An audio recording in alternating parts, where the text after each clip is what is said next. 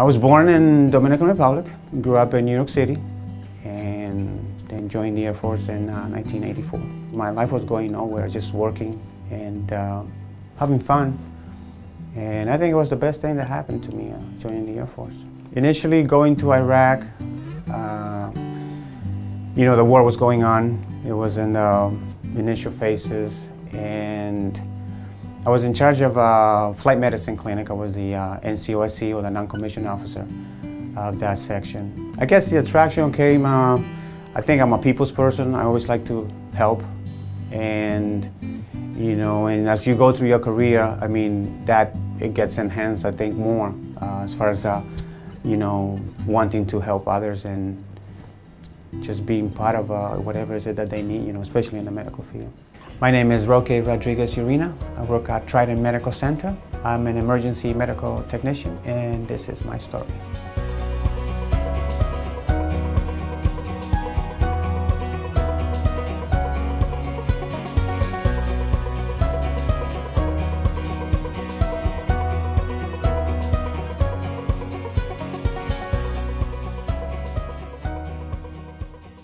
We got there August 2004 to 2005, February. So 2004, 2005. And that was, if I can add, that it was at the hype of the, I don't know if you heard, Fallujah attacks. I mean, it was pretty, I call it nasty. That's the only way I can describe it. War is a nasty thing. People will come in, they were not going to make it, but like I said, morally you have to do the right thing. They will be put in a morphine drip for pain, comfort, and we had to sit there with them and watch the enemy die in front of us. Same thing with our guys. So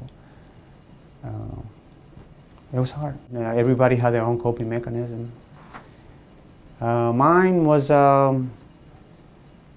try to be strong and, you know, have a positive attitude as far as I'm here to help, do the best I can, and just move on. 2005 I came back, right? You know, something was different from when I left. So I talked to one of the mental health doctors, and I said, hey, can we talk? And he said, sure. So I talked to the doctor, and he asked me, he says, how are you doing emotionally? I said, oh, I have my days. I didn't want to talk about it. And he says, well, I'll tell you what, let me refer you to someone, one of the counselors, and you can talk to them. I said, sure.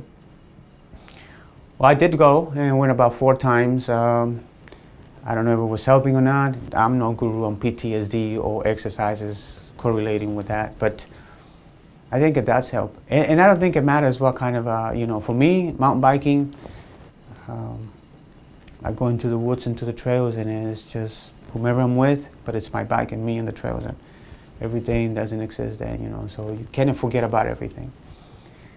It's one of my things that I use, you know, to cope with it. And it does help. And one day I was having breakfast, late breakfast, and my phone rings. And it was a phone call. I said, unknown. I thought it was telemarketer. And picked up the phone and I said, hello? And she says, yeah, this is so-and-so calling from President Bush's office.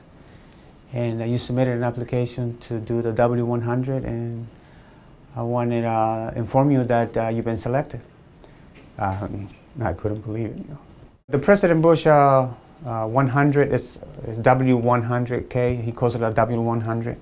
And what he does is he invites 20 veterans. There's a process, there's some requirements. And for 3 days, you go there and you just ride with him. It's a great event. I mean, it really is. And riding with 20 of fellow veterans and sharing stories, it was very rewarding. Just having a support from somebody else and not being alone and seclude yourself, just being at home depressed, you know, resorting to drugs, alcohol. I think exercise is a lot better than those kind of things. My name is Roque Rodriguez-Urena, and that is my story.